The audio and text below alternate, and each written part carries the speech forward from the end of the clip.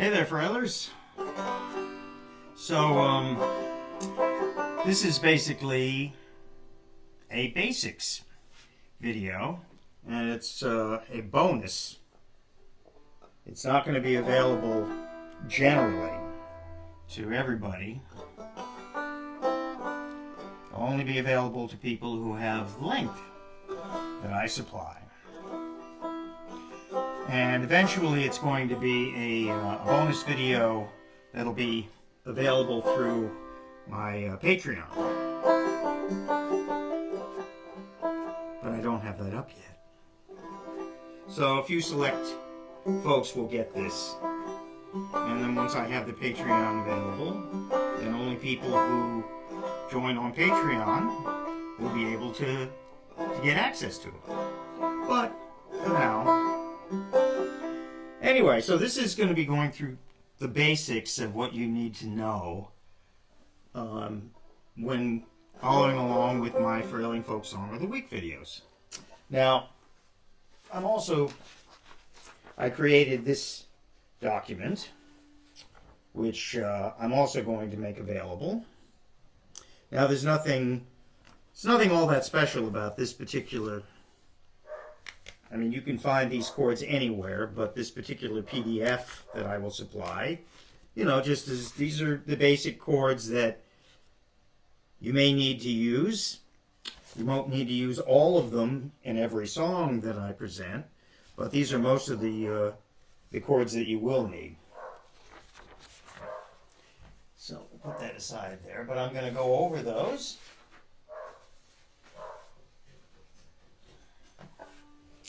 Okay, so the first chord we're going to talk about, obviously, is G. Now, my banjo is tuned to open G, which means that the strings are tuned to G. Fifth string is turned to G. Fourth string is D. The third string is G. The second string is B, and the first string is a higher D, an octave up. So, in the open position, that makes up a G chord. So that's why they call it open G tuning. So all of the songs that I do, unless I specifically say otherwise, are going to be in an open G. And there are honestly very few songs I play that will be in anything else. All right, so the next chord I want to go to is C. Now, so C is played with the third finger, or it can also be the little finger if you prefer, but the third finger on the first string at the second fret, the first finger, the index finger, or pointer finger, on the second string behind the first fret, and then the middle finger will be here on the fourth string at the second fret. Now, what I usually suggest to people who are just beginning, especially, because some people, they have trouble if they're putting their fingers down here, and then trying to stretch over and get to there. What I usually suggest is you put your thumb on the back of the neck, and you rotate around, and try to go for the farthest away string first. So you'll wrap around, you'll come to here, and you put your second finger down behind the second fret, and try to get on the tip behind the second fret, and then drop your other two fingers down like that. So that way you're not fretting it like this. Let me get more in the frame here. So you're not fretting it like this. You're putting that one down first, then the second, and then the third. So that makes, for one, that makes sure that you're actually getting them on the tips of the fingers.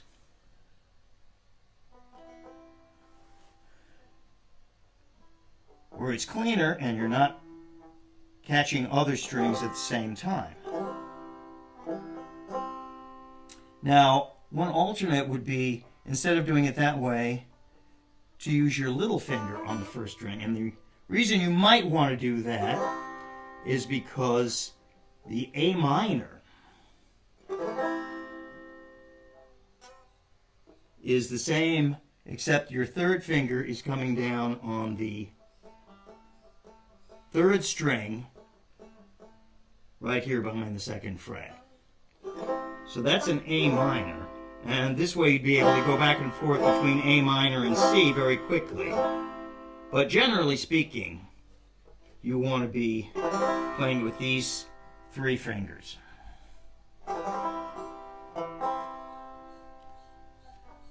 So the next we're going to talk about is the D chord. So the D chord is the third string behind the second fret, the second string behind the third fret, and then the first string behind the fourth fret. Now, a lot of people, frankly people with bigger hands than mine, do it this way. And I usually do it this way. I usually use my little finger, and that also gives me the option of coming over here and doing something on one of the other strings with my third finger here. Now I've got a very sore third finger. It has some arthritis in it or something. So the absolute full version of the D chord brings this third finger over to the fourth string behind the fourth fret. So you have the pinky here on the first string behind the fourth fret, and the third finger on the fourth string behind, and then these other two fingers are behind it. Truth is, because the fourth string is a D, you're perfectly fine not playing that using the simplified version.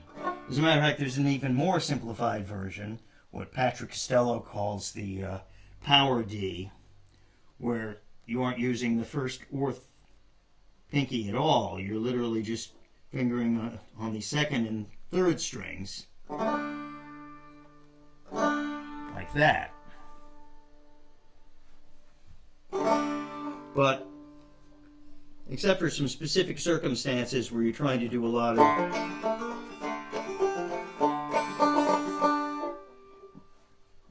usually better off with the full D here, like that. Now the next one we're going to go is an E minor. An E minor is just the fourth string behind the second fret, generally with the second finger, and the first string behind the second fret with the third finger, like that.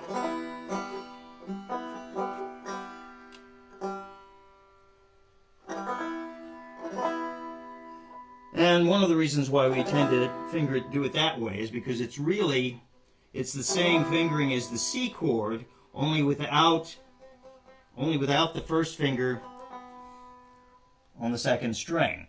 So it makes it easy to go back and forth.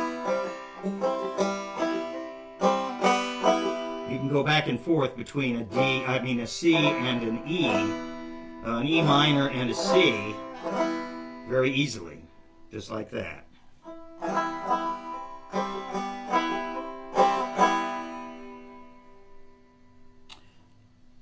Okay, now the next chord is the one that probably gives people the most trouble, and that's the F chord. And there seems to be a universal law that says the F chord has to be difficult to fret no matter what instrument you're actually playing. But so the F chord again is actually the third finger at the 3rd fret on the 4th string. Here like that. And then the middle finger, or the index finger, or the point, this finger, on the 3rd string behind the 2nd fret.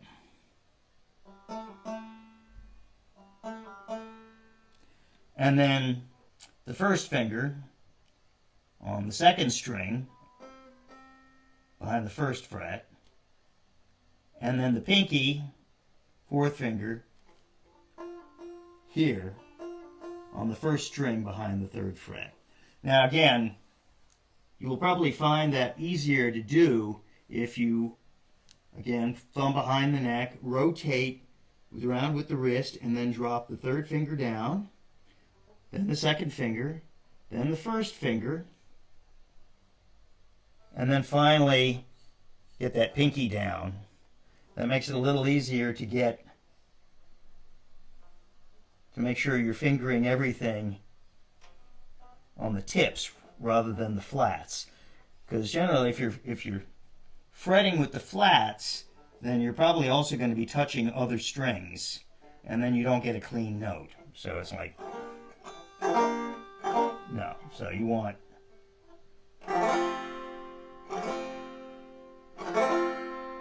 like that. And the last chord I'm going to talk about for the moment, or at least the last chord form, is that A minor. And I kind of alluded to that earlier when we were talking about the C. And so again, that's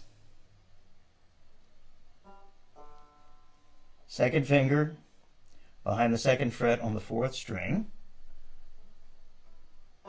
3rd finger behind the 2nd fret on the 3rd string, index finger behind the 2nd fret, behind the 1st fret on the 2nd string, and then finally the pinky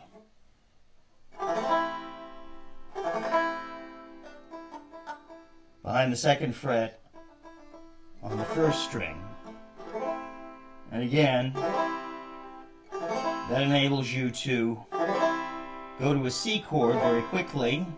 And there are a decent number of songs that do go from a C chord to an A minor.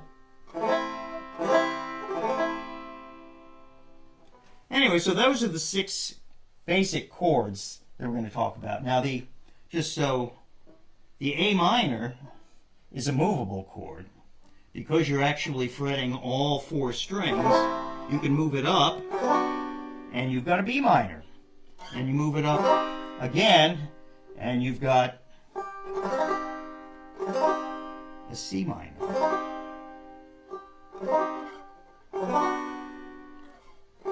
B flat minor. Back to A minor. Now the F is a movable chord as well. So you can slide that up and you get F sharp.